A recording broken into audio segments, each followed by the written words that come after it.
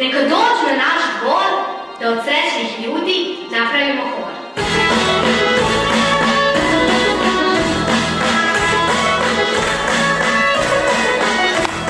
Ne mora da bude princ na belom konju, ali neću da se udam ni za nekog šonju.